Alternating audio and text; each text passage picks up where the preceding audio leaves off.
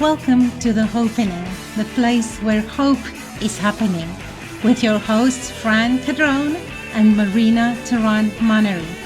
For more information about Fran and Marina, or to apply to be a guest on the show, please go to our website www.hopenning.com. The Hopenning is for informal purposes only and is based on the research of your hosts, Fran and Marina. They, as well as their guests, are not responsible for any losses, damages, or liabilities that may arise from this podcast, which is not intended to replace any professional medical advice or care by medical professionals you are currently utilizing. Hello, everyone, and welcome to the Hopenning. This is the place where hope is happening.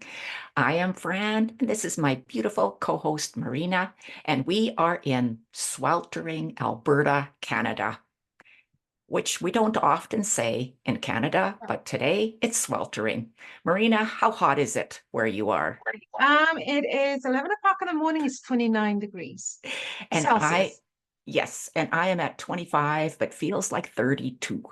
Yeah. So we've got humidity happening and it is summer. So we are grateful for summer, and we are grateful that you are here to watch our 110th episode of Hopenning, which today we are talking about depression. So Marina, on a beautiful day like today, why would you want to talk about depression? Oh, Fran, I have a unfortunate, maybe not, maybe a fortunate little bit of a journey with depression. And it started with me when I was in high school. And don't ask me why. Don't ask me why this thing came over me like a presence. And normally when I was on my own, normally when I was at night, I would feel as if there's no hope in life. I would feel as if I really long to not be in this life. And that got enhanced when I was around 17 years old. And I started to get a lot of anxiety attacks during the nights. And I think it was all because of those kinds of thoughts, like this abyss of darkness that wants to swallow you. And the way I managed that at first, when I started to get these anxiety attacks, we were on holidays, and my two younger brothers were we were at this beach house, and I would go to them, and I would be too afraid to go and sleep at night, and so I would offer my allowance to them.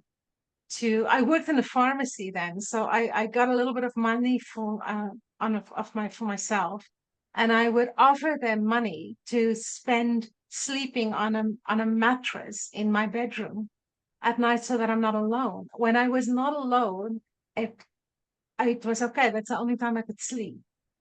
I finally broke down and I told my mom, and my mom took me to the family doctor. And this was a bad experience for me because by now I was in university. So this happened, the anxiety attack started over a December holiday, which is our summer holiday in South Africa. And so it was around January, and I'm first year university, finally going back home. I had a roommate in university, so that helped a little bit. But when I was home for a weekend or things like that, and so I finally confided in my mom, and she took me to this doctor, and he said to me, "Okay, undress." And I put the gown on, and he started to feel me up, and then he started to ask me questions about my sex life, which is none of his business. And then he said to me that no, it's time that I become sexually active, and that I need to change my attitude about sex. And it was like a slap in my face. And I ran out of there, and he gave me a prescription for antidepressants. And I started the antidepressants, but somehow it did not get rid of that deep, dark feeling within me. it only masked it. And it did not get rid of the anxiety attacks. And so I weaned myself off it after a few months. And then I realized that the one thing I can do for myself is to try to never be alone. So being in the boarding school at university for the first year helped me because I was really alone. And then when I, for example, go home to my parents' house for a holiday, I would just tire myself out and not go to bed until I would just fall asleep. I would read books all through the night and I would fall asleep all by myself. And it was years later, I was already a mother when I finally found a way to completely let go of that part of my life. And, but it was in 2018, after my bout with breast cancer and the treatment that came with that, which was not the worst treatment on this planet, that it started to creep back into my life. And it was during that time of recovery where I would sit day after day after day and pretty much do nothing, that it came back. And I started to question my life and I started to question, why am I here? Why did I not allow breast cancer to take me? This life is too hard. I don't want to be here. I don't have any purpose. And that is when I realized that was the key, the lack of purpose. And it changed my life completely to find purpose in doing what you and I are doing, giving hope, working in hypnotherapy, helping people to overcome things. And I had a reason to live. I had a reason to get out of bed. And then this accident happened just over a month ago, and I went into recovery mode again. And because I had a bad concussion on top of the broken elbow, I had a lot of time that I would get up in the mornings, do my best to manage the day as much as I could with one hand, and then I would rest. And I slept so much for weeks until 2 weeks ago. And suddenly, when I thought, okay, let me go have a lie down, this sinking feeling, that memory of that deep, dark, why am I here, started to come back. And it was like a roaring lion within me that said, no, this is not happening. And yes, that is why I wanted to talk about it today, because it's in a sense embarrassing to go through that. And I understand why a lot of people don't just talk about it, but I think it's important. I think it's important to talk about it because it's like this sleeping dragon that will come back if you don't deal with it. And medication, in my opinion, is not always the solution. So, Fran, that's my background. What do you know about depression through yourself, through clients? I'm not assuming that you've dealt with it, but I had a bout of depression right after my marriage breakdown, right? And you hit on some points that were very similar to what I experienced. And for me, it was lack of control. It was a lack of control that I couldn't fix it, even though I had tried and tried and tried. All the avenues that potentially would have worked didn't work. And so it was the hopelessness, feeling of, I can't do it. I just can't do it. And at that time, it was this time of year, actually, I was going through this. And if it hadn't been for my daughters, and they were small, I don't know how I would have gotten through it. But I did get through it, thank the good Lord. And I think I got through it because of the influences of good friends, spirituality, finding my higher power, just learning more about myself and learning that I didn't cause it.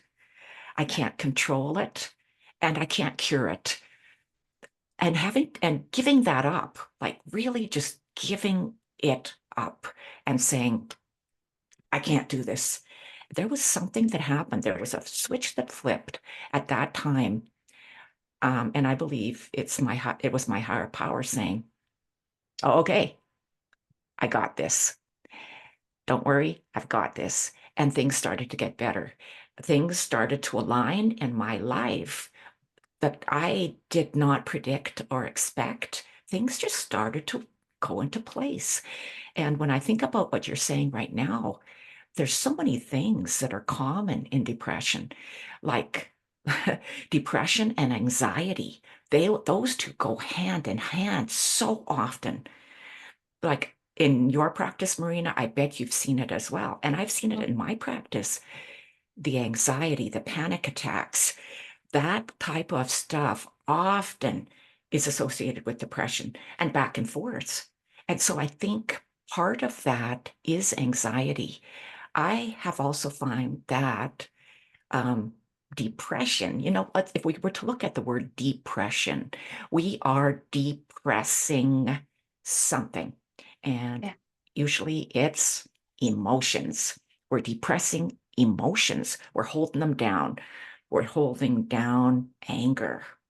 We're holding down joy because sometimes it's superstition. I can't be too happy because things will go bad again. So I'm not going to be too happy because whenever I'm super happy, then things get really bad. We hold down we hold down gratitude often. We don't remember to think of being grateful for the small things. There's so many things that we depress, and then the truly good stuff can't come out either. So I'd like to tell you a little story. I had a family member living with me for over 2 months, right up until just this last weekend, who was going through a marriage breakdown. And I mean, she's very competent, very skilled, very capable, all those things that you would imagine that, you would want to aspire to. But she was also a workaholic. So when things started to get on her mind, she would just go to work. She would do stuff. She would build things. She would create. She's extremely talented. But when her marriage broke down, she had no control over it. There was nothing she could do. There was nothing. She tried, she tried, she tried. She couldn't do it.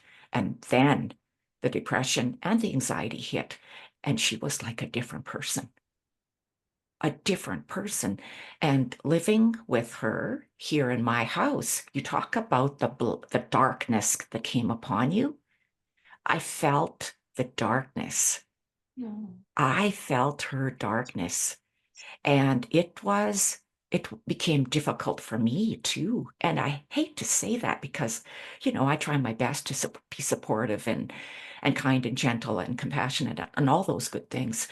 But the blackness is real. It's like a black hole, and it sucked my light out. And I do the things right. I do the gratitude. I do the meditation. I do the exercise. I eat well. All those things that we're supposed to do. I have a good experience with my higher power. And yet, like you, when you got your elbow and your concussion and all those things, your life got put on hold, right? Because of this, all the good things that you used to do for yourself. You can't do your hair, can't do your makeup, can't, you've got this thing going on. Well, I experienced that, but there was nothing physically or emotionally wrong with me. But I got sucked into the black hole of her depression. So it's quite interesting how depression works, even for very strong people. And it's really this it's like this I don't want to call it a vortex, but maybe yes, it's like this power that draws you in. I mean, if you think of a vortex, it normally goes up like a Yeah, tornado, right? yeah, But it's this power that draws you down. And it's like this, evolving door that drives you down into very dark places. And I'm grateful for the experience because it gives me the compassion to understand how people can contemplate ending their lives. But it also gives me the understanding to know that there are alternatives and there is a lot of hope. And I want to quote one of my favorite, most significant teachers, Dr. Wayne Dyer, when he said, let me think of this correctly, I may just paraphrase this. When you change the way you look at things, the things you look at will change. Or other people who have said, change your thoughts, change your life. And Dr. Dyer wrote an entire book about that. Change your thoughts, change your life. And it was in this situation where it was hard. It's difficult. Even now, I was showing you before the time, I still have a lot of scarring on my arm. That's the incision, but just touching my hair right now is a celebration for me. And it's still doing it with a lot of pain, but every day it's easier. And at some point, I could not bend my arm. I could not cut food. I still cannot open everything by myself, but not being independent was hard for me. And then there was a switch that went off and for many reasons. And the switch was like, no, it's time to live. It's time to stop putting myself in this holding pattern of waiting for life to come back to me. I have to take life. I have to take action. I have to live life. And I'm grateful for that insight. But sometimes people need us to take their hands. Yeah. And they need to understand that they are not alone through this. Yeah. And those of us that are living with a person who's going through depression, we really do need to take charge. And we need to make sure that we're as healthy as we can be emotionally, physically, spiritually healthy as we can be, because we can't help them until we put our own oxygen mask on. So, getting back into the routines, the good, solid routines that make us emotionally healthy is super important. One of them was the spirituality. When I was gone, when I was away for the part of the summer in June here, well, routines get out of whack, right? You're doing different things because you're not in your own home. And so morning routines, the meditation, the gratitude lists, the all the good things that keep us emotionally healthy go out the window.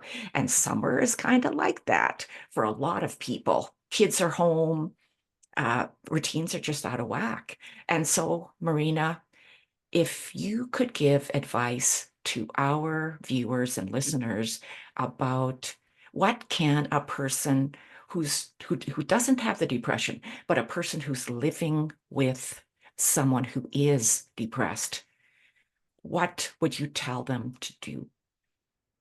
Um, Number one, you cannot control other people, but you can control the way you respond to them.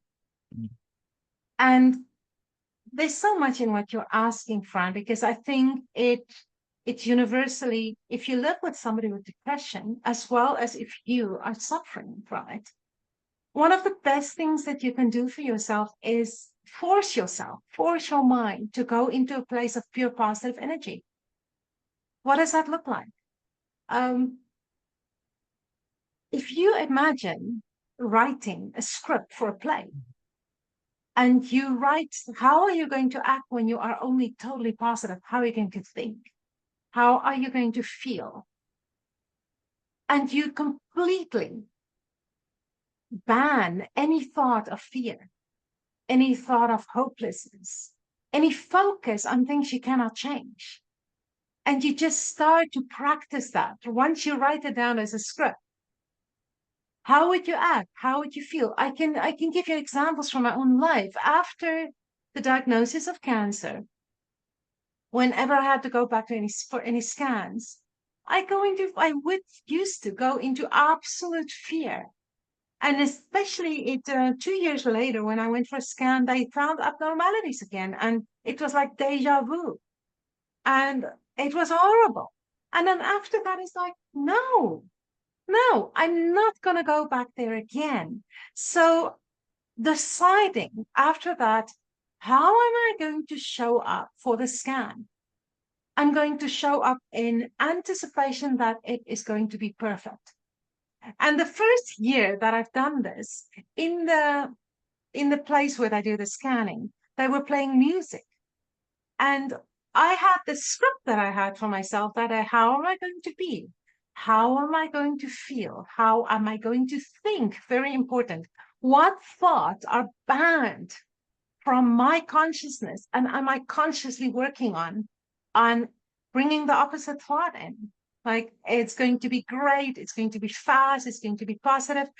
You will not believe it, but every single song that was playing while I was waiting for them to look at my scans were underlying that. It was all about hope. It was all about health. It was all about you've got this. I wish I would have written down the song list, but I didn't have paper with me. And it was just this confirmation. And ever since then, it's been a breeze in the park. I'm not anticipating anything bad. And what you focus on increases fun. So if you live with somebody who are on that verge of depression, can you find the strength in yourself to change the conversation? Can you find the strength in yourself to help them to write their own script of their life that's positive? If you look at some of the causes of depression, lack of community. If somebody goes through a separation or a divorce, they've lost a community. I've been through that. You have been through that. For myself, in the South African community, a lot of them, way back when, I've been divorced now from my first husband. I'm not going to do that again. So I'm very happily in my second marriage. But we got divorced in 2003. It's 21 years ago. Back then, in the South African community in the city that I live, it was such a big taboo. And I've lost my friends, most of them, in a heartbeat. Some of them I've never heard from again. I've lost my community. So, in understanding that this person has lost their community, that's one of the biggest causes of depression. Another one is, do they blame themselves? Because the thoughts that we tell ourselves, when we start to tell ourselves how useless we are, how worthless we are, that's depression. That is stripping us from any hope. And then the lack of purpose. What now? What am I going to do? How am I going to survive? Why am I here? And you get that, I find, in women in the Middle Ages a lot. Why am I here? When they go through a phase of things ending, the ending of a career, in your family member's case, the ending of a marriage, the ending of kids moving out of the house. We as mothers, when we have children in our houses, that's our purpose, to raise our kids. Now take that away and take all of that away at the same time. That's depression. And I'm pretty sure there are more examples, but if you understand in that case what this person is going through, can you help them to find the alternative? You said so many things that are really good. The uh the the writing, the writing as though you are living your best self. So every day, that's what we would do. I would have her and myself, I did it too, the exercise with her because I taught it to her for 7 minutes. For 7 minutes, we just wrote as though we were living our best life and how that felt and what it looked like and just, whatever came to our mind. And then at the end of 7 minutes, what we would do is circle some words or phrases that really jumped out at us. So whatever the words or phrases were that jumped out, circle them. And then just write one paragraph at the bottom using those words about how you're going to intentionally live today to take that baby step. We're not saying you have to be this today, but take a baby step, right? Take a baby Mm, step. You also very said important. music. Music is a wonderful way to connect with joy, to connect Right, back again, to right. get out of Yeah, that place of fear yeah. and rejection and hopelessness and all of those things that go with depression. There's a lot of very good music out there that Oh, is for sure. as Yeah, and you how can you be sad when you're dancing? There's something about dancing that it just lifts your spirits so much.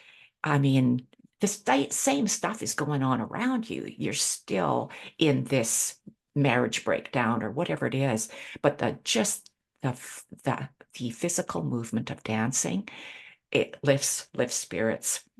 You mm, also talked about your community back home in South Africa. I know you, Marina, and I know that the people you have around you are solid and they're emotionally healthy. And so when we are in a depressed state, or we know people that are in a depressed state, so important to surround ourselves with positive people. And you talked about self-talk. The words that come out of a depressed person's mouth are super interesting because yeah. it could be even a day like today, which is a hot day, beautiful blue sky. What are they going to say first about today? Yeah. Oh, they would there's a lot that I want to say about that, but I mean, one of the biggest thing is that the proverbial glass is always half empty and always find something to complain about. But Fran, what about those people? Because this was me, who would put the biggest smile on their faces, always smile, but behind that Interesting. smile is somebody who's broken. Yeah, Think of Robin Williams, one of the funniest people on this planet who could make us all laugh. I remember once watching an Oprah Winfrey show with him on. It was People couldn't catch their breaths. He took over. He was so funny. And yet he had this deep, dark secret. And I remember one of my anthems in life was the song Smile. I started to smile. I always had a smile on my face. All people always commented, "Oh, Marina, you have such a beautiful smile." They had no idea. And people would always tell me, "You are so strong." They had no idea the darkness that I was living in my own little world. mhm. One of the things that I told my family member, because she was very worried, we live in a small town.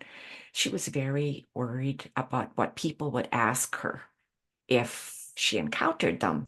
You're right. Why are you home? Why are you not where you used to live? What are you doing? She didn't know what to say. So I gave her a script. I said, "This is what you say. This is what you say." Really? I said, "Yes, this is the script that you say."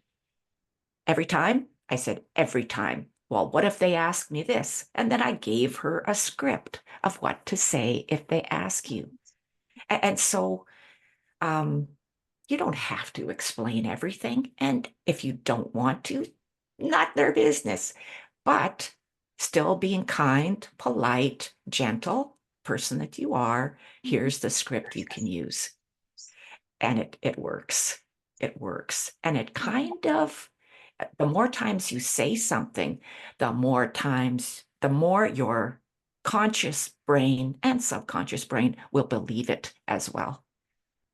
So we do that a lot with RTT, with hypnotherapy. Uh, we're great at using the meditation recording that we give our clients, listen to it over and over and over and over. Changing the mindset begins with having the right words in your head, not Yeah, the yeah. ones that might want to percolate up and cause you distress, anxiety, hopelessness, fear. all of that stuff.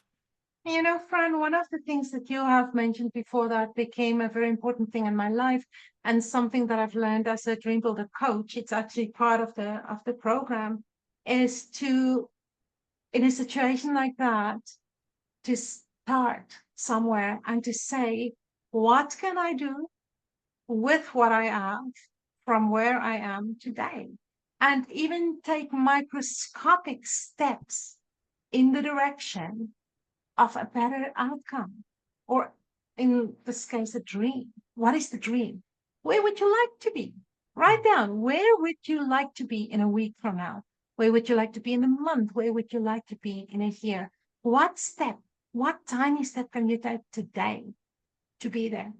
To start to move, not to be stationary. Because being stationary puts you in like this holding pattern. And that again, feeling like you're stuck, that's depressive. But the moment you take a little step to say, okay, I'm moving in the direction of my dream, you feel like you are doing something. And in what I've been through, one of the things I used to do is to reflect every night. And maybe in a way, I still do that. And in those days that I was just stuck in a holding pattern, I felt useless. I felt as if I was a waste of space, as if my life had no meaning. But the moment I started to apply this, what is my dream? What would I like to do? What is my wildest dream? Can I take one step in the direction of that dream? Right now, I'm working on another dream. What am I doing? I'm researching. Is that active? Yes. What else am I doing? I am writing stuff down. Is that active? Yes. Does that mean my dream has come true? No, but I'm moving in that direction. I'm taking action steps. And you know, you're a woman of faith. And one of the things that I experienced in my life, it's very easy for us to say, please God, help me. But have we ever looked at what the universe, God, whatever you want to call it, has given us? Have you ever sat back and be grateful that you have the ability to dream, that you have the ability to write down where you want to be, that you have a life where so much is available to us today, where you, even as a woman today, have opportunities that you wouldn't have had 50 years ago. There's so much to be grateful for. So, isn't that the open door? Isn't prayer sometimes to take those action steps and to walk through that open door? I've seen the opposite. I've seen somebody who has spent her lifetime praying for a better outcome, and when the doors opened in front of her, she did not walk through that. Yeah. And I saw the effect it had on her. Yeah. And it's painful to see that. Mm-hmm. The doors are always open. We just have to look for them. So, in your experience, Marina, we're women, so we know what more or less what women go through in depression. You talked about Robin Williams. What do you find is the difference between men and women in depression? What there, because I think there's a difference, a big difference. What do you find? To me, it's just that we as women express ourselves easier. So we would talk about it easier. We would seek help. We would talk to friends. Where men does not express themselves, they, for the most part, they keep it in. And I see this, you know, just work harder, just spend more time in work. That's not dealing with it. That's masking it. And it's like me singing the song, smile, though your heart is aching, doesn't heal it. It's masking it. So I think you bring in that, I mean, you didn't bring this up, you asked me the difference, but in expressing something, it's like bringing something that's in the darkness into light. And you know what light does to anything that's dark? It kind of disappears. Yeah. And maybe that's why I struggled with depression mostly in the night and not during the day. Because in the night, when I had time to reflect, when I had time to sit still, unless I distracted myself, I I could not sleep. The Mhm. the feelings of worthlessness, the feeling of I'm a failure, I'm no good, I'm not good enough, And I don't fit in, I don't I belong. found with men, um, it's exactly like you said, they don't express their feelings.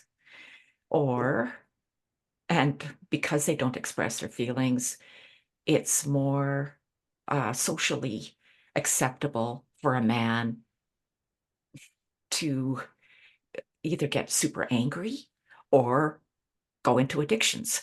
So, Yeah. drinking, drugs, uh, Overworking infidelity, is another one. yeah, Yeah. infidelity, Yeah. workaholic, Right. gambling, sex addictions, those kinds of things, right? Yeah. Yeah. Um, that's where they go. Maybe, and some women too, of That's so course, true. but men often take that route. And rather than talking about the feelings, if you get into addictions, that's one whole more set of Mhm. complications on top of it. So in those cases, just it's so important. It's so important to reach out to someone for help Right. and Right. to become self-aware. Who One am I? important book, right? But sorry, Fran, Yeah, finish your thought. I like to shouldn't become interrupt you. self-aware. It's like I don't feel happy. I don't know what's wrong with me. I should be happy. I have a beautiful wife. I have great kids. I'm very successful in my job. I'm very fit. I'm so unhappy.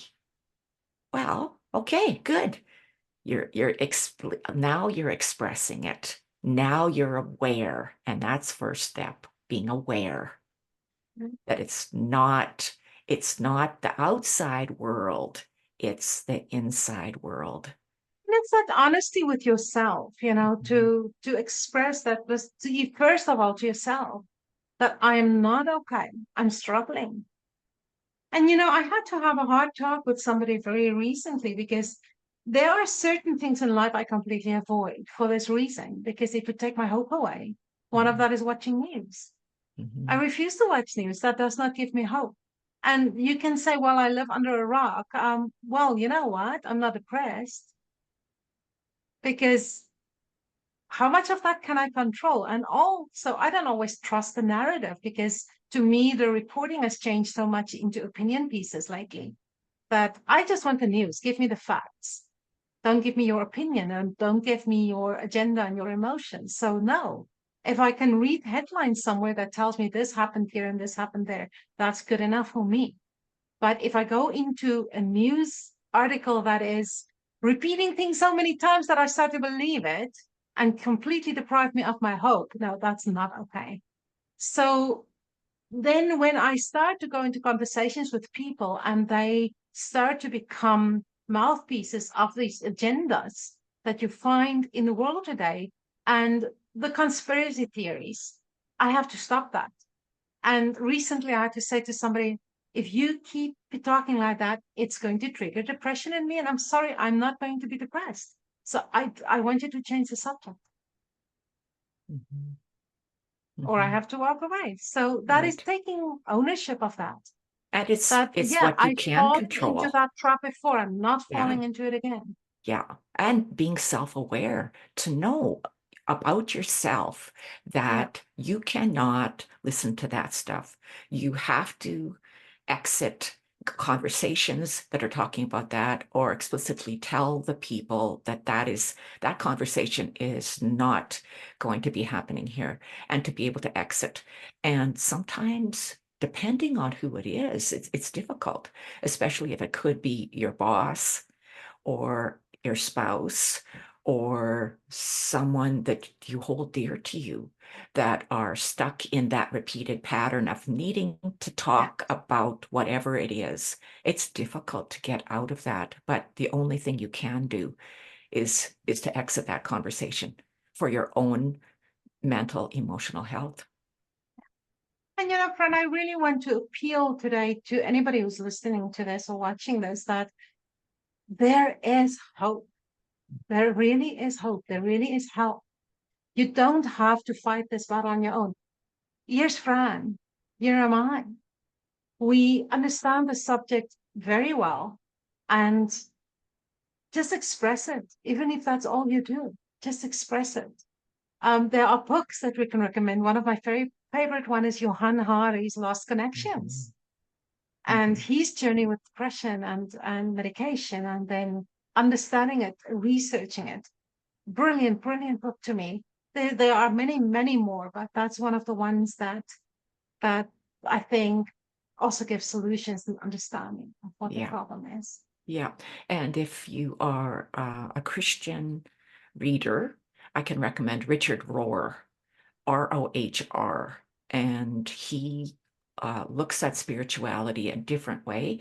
And really, he looks at the divinity within all of us, right?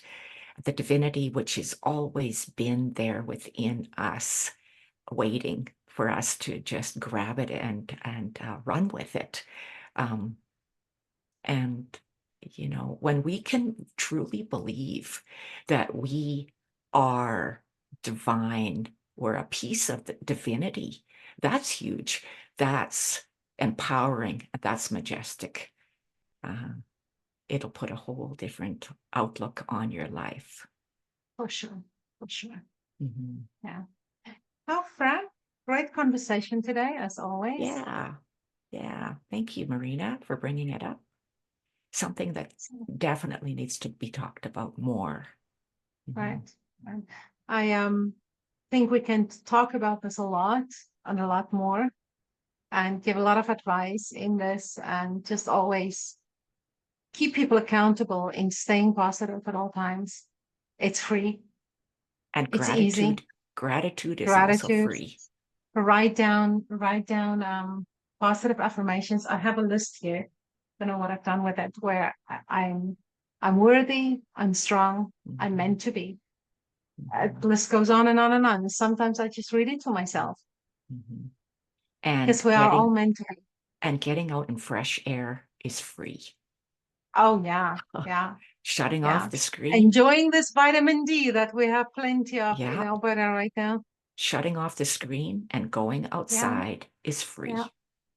Absolutely. Absolutely. Well, thank you everybody for watching. And we would really appreciate it if you subscribe. I actually made a list of all the platforms we are at because last time I completely fumbled through it. And let me just see where it is. I should have kept it open. We are on Spotify under the Hopenning. Just remember the Hopenning has 2 N's at the end. And Amazon Music, Apple Podcasts, Samsung Podcasts, the Podcast Index, Listening Note, and RSS Community. There are more, and as I'm discovering them, I will increase this list and keep it updated. So thank you so much, Fran, again, and enjoy the wonderful weather. We'll see you next time. Bye-bye. Bye-bye.